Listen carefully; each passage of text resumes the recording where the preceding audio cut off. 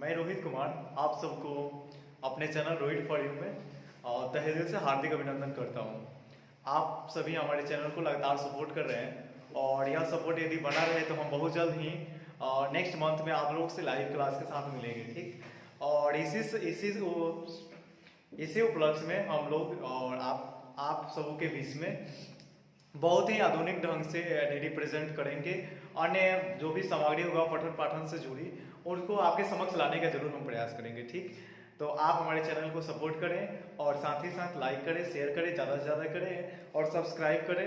इससे क्या होगा कि हम बहुत जल्द ही आपके सामने रूबरू होंगे, जो कि हमारी कक्षाएं जो होगी अब लाइव होगी, जिसमें क्लास 10, 11 और 12 की हम संपूर्ण विषयों की तैयारी कराने का जरूर ही कोशिश करेंगे, जिसमें आपका सहयोग बहुत ही सराहनीय रहेगा, ठीक। आज जो हम लोग टॉपिक लेंगे यह एग्जाम में हमेशा हमेशा बनते रहा है, 1 साल या 2 साल को 20 करके अंतराल में आते रहता है। तो जो मेरा लेक्चर है यह लेक्चर है भौतिकी से, जो कि क्लास 10th और 12th के लिए काफ़ी इंपॉर्टेंट होगा, जिसमें हम लोग क्या ले रहे हैं, विषय जो हमारा होगा वह सब्जेक्ट होगा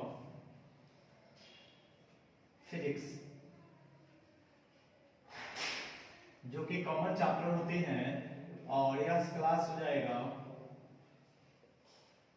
एक्स और यानी कि क्लास 10th और 12th दोनों के लिए काफी ही हेल्पफुल होगा। जैसे कि इसमें हमेशा क्वेश्चन बनते रहा है बोर्ड एग्जाम में कि प्रकाश के परावर्तन की उदाहरण व्याख्या करें, तो ऐसे प्रश्न हमेशा आते रहते हैं। तो इस प्रश्नों को बनाने का जो वे होता है वो आज हम लोग सीखेंगे कि प्रकाश का परावर्तन होता क्या है और इसके नियम क्या होती है और किस नियम पे लगभग जो भी इनके वर्क होते हैं वह कैसे कार्य करते हैं। तो जो मेरा टॉपिक है यह है प्रकाश का परावर्तन। प्रकाश का परावर्तन, ठीक। इसे अंग्रेजी में कहते हैं रिफ्लेक्शन ऑफ लाइट। यही आज हम लोग अध्ययन करेंगे प्रकाश का परावर्तन होता क्या है।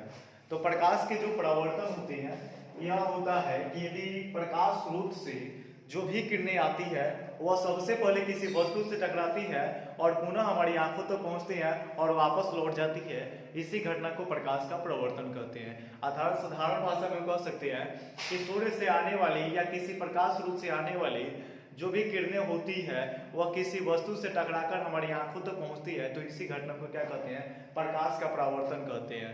या प्रकाश को टकराकर लौटने की क्रिया ही क्या कहलाती है, प्रकाश का परावर्तन कहलाती है। जैसे यहाँ पे देखेंगे कि प्रकाश का परावर्तन होता क्या है, तो हम बातें करते हैं कि प्रकाश स्रोत से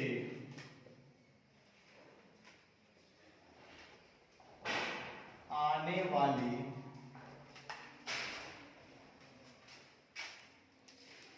प्रकाश की किरणें किसी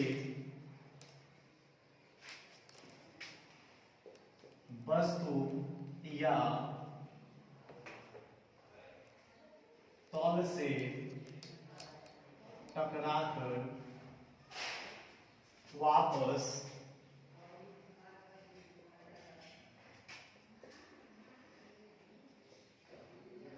लौटने की घटना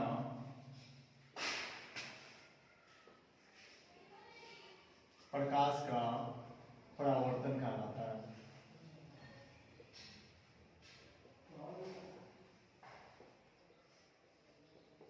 यहाँ पे क्लियर हुआ कि प्रकाश का परावर्तन होता क्या है। तो सूर्य से जो भी प्रकाश स्रोत से जो भी किरणें आती है तो अब किसी वस्तु या तल से हमेशा टकराती है और टकराने के बाद जब वापस लौट जाती है, इसी घटना को प्रकाश का क्या कहते हैं, परावर्तन कहते हैं। तो यह घटनाएं हमेशा लगातार चलती रहती है। अब यहाँ पे देखते हैं कि घटना होता क्या है। तो इसकी अब जांच करने के लिए क्या किया जाता है, एक समतल दर्पण को ले ली जाती है, ठीक। यहाँ पे एक दर्पण ले ली जाती है और यह जो दर्पण है यह कैसा दर्पण है, तो समतल दर्पण है। इसके एक भाग को क्या कर दिया गया है कि कलई कर दी गई है, ठीक। इसके एक भाग को कलई कर दी गई है। वह कलई जो होता है या तो वह चांदी से होता है या AgNO3 से होता है, यानी अर्जेंटम नाइट्रेट से कर दी जाती है। तो इसमें होता है कि जब तो एक समतल दर्पण है, जो इस दर्पण का नाम हम बातें करें तो इस दर्पण का नाम हम कह देते हैं कि यह समतल दर्पण है, ठीक। प्लेन मिरर,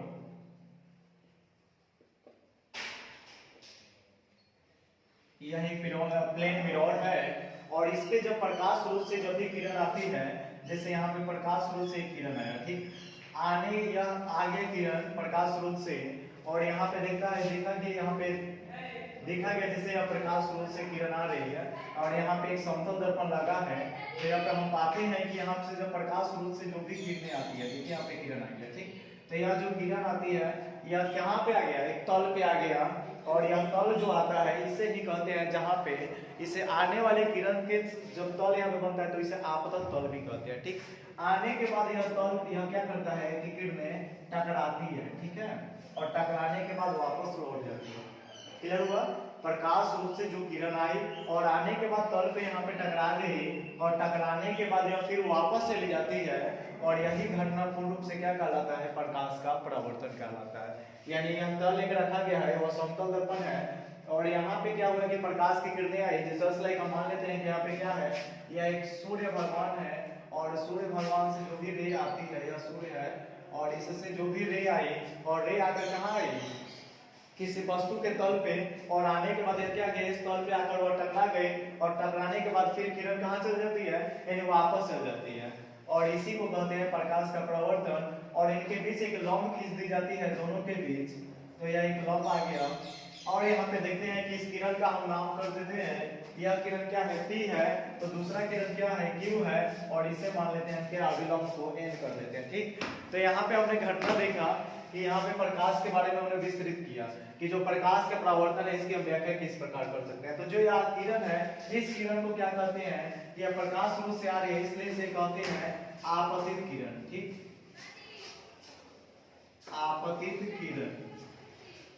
और दूसरा जो है, यह जा रही है तो कोई आ रही है तो आपतित किरण, जा रही है तो जागतिक किरण नहीं कहते हैं, ठीक है। जो किरण यहाँ पे दिख रहा है कि आपको आ रही है सूर्य के प्रकाश से, तो यह आपतित किरण है, और टकरा कर जा रही है, इसे जागतिक किरण नहीं कहते हैं, इसे कहते हैं परावर्तित किरण, ठीक। यह कंडीशन आपके मन में हमेशा रहता है कि क्या होगा कि जो किरण आ रही है वो आपतित है, जो जा रही है वो जागतिक है। नहीं, ऐसा कुछ घटनाएं नहीं होती है कि जो प्रकाश स्रोत से किरण आ रही है उसे आपतित कहते हैं, और जो टकरा कर वापस जाती है इसे परावर्तित कहते हैं। हमेशा क्लियर करें। और यहाँ पे हमेशा प्रकाश की किरण होगी, और यहाँ पे घटनाएं नहीं सोचना है कि प्रकाश की किरण होती क्या है। तो प्रकाश की किरण है, कोई प्रकाश लड़का नहीं है और कोई किरण लड़की नहीं है, ठीक है। यहाँ पे लड़का लड़की कोई हम चर्चा नहीं करते हैं कि प्रकाश संग और किरण, किरण संग प्रकाश, प्रकाश की किरण, अब प्रकाश की किरण, किरण की प्रकाश। यहाँ पे कोई लड़का, स्पेशली लड़का लड़की की हम चर्चा नहीं करेंगे। यहाँ पे हम स्पेशल पढ़ते हैं कि प्रकाश की जो है किरण है, और प्रकाश की किरण कहाँ पे टकरा रही है, यह समतल पे टकरा गई, और टकराने के बाद वहाँ कोई लड़की होती तो उसका एक्सीडेंट होता, बट यहाँ पे कोई लड़की नहीं है, यहाँ पे प्रकाश स्पेशलाइज है, इसलिए वो टकराने के बाद जा रही है, तो जाने वाली किरण नहीं है, यह परावर्तित किरण है, ठीक है, जागतिक किरण नहीं है। तो यहाँ पे हम देखा कि जो प्रकाश का जो होता है यहाँ पे देखे, और इस जो इसे हम कहते हैं अभिलंब, ठीक है। यानी आपतित किरण और परावर्तित किरण के बीच जो भी खींचते हैं डॉटेड रेखा, उसी को कहते हैं अभिलंब, और इसे कहते हैं आपतन तल, ठीक। अब यहाँ पे हमने ये सब घटनाएं देखे, ठीक है। और यहाँ पे हम क्या क्या व्याख्या करेंगे, तो यहाँ पे देखते हैं कि कुछ एंगल भी बन रहा है इनके बीच में, तो इस एंगल का नाम रख देते हैं माई, और इसे कर देते हैं आर, ठीक। तो जो यह आपतित किरण के बीच जो एंगल बन गया, इसी एंगल को कहते हैं आपतन कोण, और इसे जो परावर्तित किरण के बीच और विलंब के बीच जो कोण बनता है, इसे क्या कहते हैं कि आपयनी परावर्तन कोण कहते हैं, ठीक है। एक एक करके हम यहाँ पे देखेंगे कि क्या क्या हमें घटनाएं मिली। तो आपतित किरण जो मिला हमें, तो पहला क्या मिला घटना इसमें, प्रकाश के परावर्तन में पहला मिल रहा है कि आपतित किरण, ठीक, आपतित किरण। और यहाँ पे देखते हैं कि जो आपतित किरण मिला, इसको इसे कौन सा रूप में हमें मिला, तो यह क्या है, ओपी है, ठीक। जो ओपी है यही आपतित किरण है। और यहाँ पे हम जब बातें करते हैं कि आपतित किरण को डिफाइन कैसे करेंगे, तो जो आपतित किरण होती है, तो हम इसे डिफाइन करने के लिए क्या कर सकते हैं कि सूर्य या प्रकाश के स्रोत से जो भी किरणें आती है, या सूर्य से या प्रकाश स्रोत से आने वाली किरण ही क्या कहलाती है, आपतित किरण कहलाती है, ठीक। तो यहाँ पे क्लियर हुआ कि जो भी प्रकाश स्रोत से किरण आएगी वह किरण क्या कहलाती है, आपतित किरण कहलाती है। अर्थात कोई भी किरण हो, यदि वह कहीं से आती है तो वह क्या है, आपतित किरण है, और कहीं भी जाएगी तो वह कौन सी है, परावर्तित किरण है, बसंत टकराना चाहिए, ठीक। और यहाँ पे टकराव की भावना होती है। और यहाँ पे हम देखते हैं दूसरी घटना जो है वह है क्या, या पहला देखिए हम दूसरी इसमें जो घटना होती है वो होती है परावर्तित किरण। और परावर्तित किरण होता क्या है, यहाँ पे देखेंगे हम लोग, जो परावर्तित किरण होती है वह कौन सी है, दिख रहा है पे ओ क्यू है, ठीक है, इसका नाम क्या है, ओ क्यू है। तो परावर्तित किरण किसे कहते हैं, तो प्रकाश स्रोत से जो भी रे आती है वह क्या करते हैं, किसी तल से या कोई वस्तु से टकरा कर जब वापस लौट जाती है तो लौटने वाली ही किरण क्या कहलाती है, परावर्तित किरण कहलाती है। तो यहाँ पे समझे कि जो किरण लौटती है टकराकर किसी वस्तु से या तल से तो वह क्या कहलाती है, परावर्तित किरण कहलाती है। अब यहाँ पे समझेंगे जो आपतन कोण होता है वह कौन होता है। जो नेक्स्ट हमारा टॉपिक है वह है आपतन कोण। आपतन कोण, जो आपतन कोण है दिखाई दे रहा है पे आपतन कोण कौन सा बन रहा है, तो यहाँ पे जब हम इसका नोमेनक्लेचर करेंगे यानी नाम लिखेंगे तो हमें मिल रहा है कौन सा, PON, ठीक, या कौन सा मिल रहा है PON, और PON कौन सा है, कोण आई, यानी कि जो आपतन कोण है वह क्या है, आई। और हमेशा पता होता है कि जो आपतन कोण होता है उसका रिप्रेजेंटेशन जब भी करते हैं हम तो हमेशा क्या करते हैं, आई से रिप्रेजेंट करते हैं, ठीक है। जो नेक्स्ट हमें मिल रहा है वह है परावर्तन कोण। परावर्तन कोण यह कौन सा है, तो दिखाई दे रहा है वह OQN है, ठीक है, OQN, यही क्या है, परावर्तित यानी परावर्तन कोण, और इसे लिखते हैं कोण R। तो यहाँ पे हम देखें और यहाँ पे क्या क्या मिला आपको, आपतित किरण, परावर्तित किरण, आपतन कोण और परावर्तन कोण, यहाँ पे समझे। अब यहाँ पे देखते हैं कि एक नया कंडीशन हमें और एक मिल रहा है, किसमें कंडीशन, अभिलंब। अभिलंब, तो अभिलंब जो है वह क्या है, ON है, ठीक है। अब तो होते हैं कि अभिलंब को परिभाषित कैसे करेंगे, तो आपतित किरण और परावर्तित किरण के बीच जो भी रेखा खींची जाती है बीचों बीच वही क्या कहलाती है, अभिलंब कहलाती है। तो क्लियर हुआ आपको। हम जैसे कि आपको हम बता रहे हैं कि आपतित किरण और परावर्तित किरण के बीच जो भी यदि आप रेखा खींच देते हैं तो वह क्या कहलाती है, परावर्तित किरण कहलाती है, यानी अभिलंब कहलाती है, सॉरी परावर्तित किरण नहीं अभिलंब कहलाती है, ठीक है। तो यहाँ पे अभिलंब की चर्चा हो गई। एक होता है आपतन तल, किसे कहेंगे, तो जिस तल पे प्रकाश का परावर्तन की घटना घटित होती है उसे ही कहते हैं आपतन तल, ठीक है। और आपतन एक बिंदु होता है जो यहाँ पे दिखाई दे रहा है कि यह क्या है, आपतन बिंदु है। इसे हम क्या मान लेते हैं, इसे M रख लेते हैं और इसे मान लेते हैं N, ठीक। तो यानी कि हम देखेंगे यहाँ पे जो नेक्स्ट पॉइंट होगा मेरा वह है आपतन तल। आपतन तल, तो यह क्या है, MN है, ठीक। यह हो गया आपतन तल, जिस प्रकाश के परावर्तन की जो सारी घटनाएं घटित होती है उसे ही कहते हैं आपतन तल। और जो मेरा नेक्स्ट है वह क्या है, आपतन बिंदु। आपतन बिंदु देखेंगे इसमें आपतन बिंदु क्या है, तो आपतन बिंदु क्या है, O है, ठीक है। तो यहाँ पे कौन कौन सी घटना देखी आपने, प्रकाश के परावर्तन देखे, और प्रकाश के परावर्तन के बाद हम एक एक करके आपको समझाएं कि प्रकाश के परावर्तन होता कैसे है, चित्रपट हम प्रस्तुत किए हैं और ये सारी घटनाएं बताई। इसमें क्या कर सकते हैं आप, वीडियो को यदि आप रूप पर रिप्रेजेंट देखना चाहेंगे ना तो उसमें सभी का डिफिनेशन आप डिफाइन कर सकते हैं, एक एक करके सबके डिफिनेशन आपको हम बता दिए। और इसमें अब एक और बेसिकली होता है कि हमेशा जो प्रश्न यह बनता है 5 नंबर का हमेशा बनता है, दीर्घ उत्तरीय प्रश्न में आता है। तो इसमें आप क्या करेंगे, बहुत ही साधारण रूप में क्या करेंगे, सिस्टमैटिक रूप से यदि समझे होंगे तो कोई दिक्कत होने वाला नहीं है।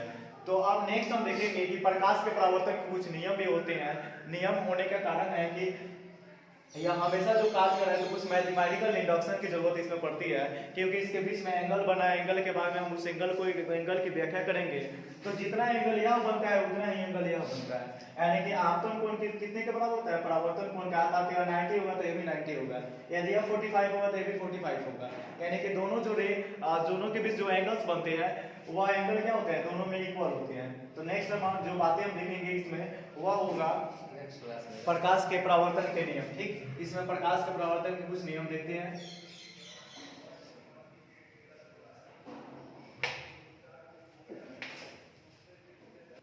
नेक्स्ट इसके हम नियम देखेंगे, तो जो लॉ है इसका,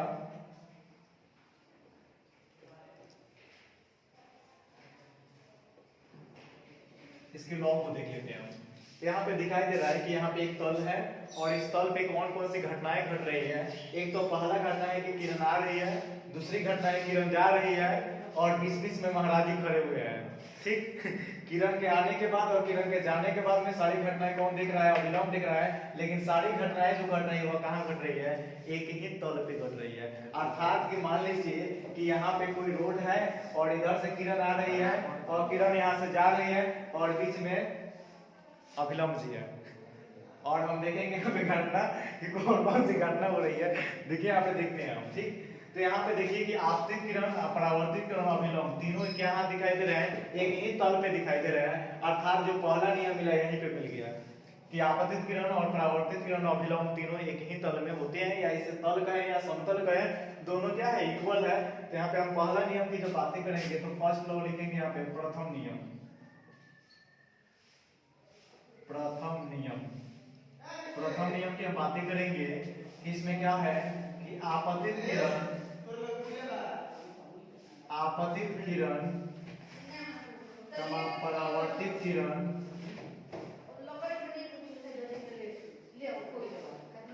तथा आपतन बिंदु पर खींचा गया लंब तीनों एक ही तल में होते हैं। यह प्रथम हुआ। द्वितीय नियम देखेंगे,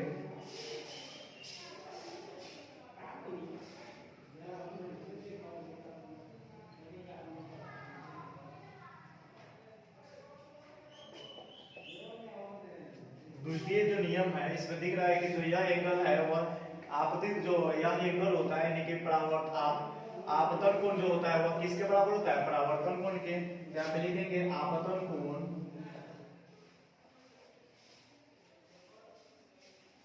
परावर्तन कोण के